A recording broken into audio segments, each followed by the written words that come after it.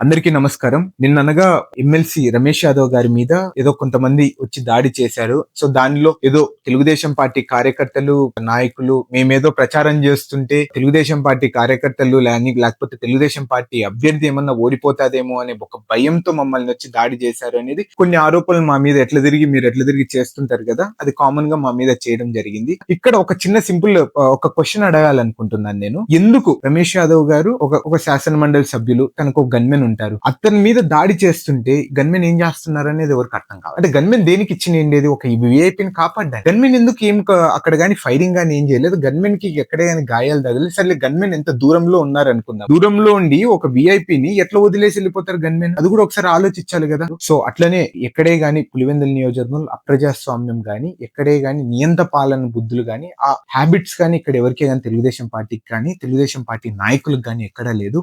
ఎక్కడే గానీ మిమ్మల్ని ఏదో ఢీ కొట్టాలా, లేకపోతే మీ కుటుంబాన్ని పులివెందుల్లో లేకుండా చేయాలా, మీ ప్రలోభంగా పులివెందుల్ని తగ్గియాలనైతే ఎక్కడ ఇంటెన్షన్ లేదు.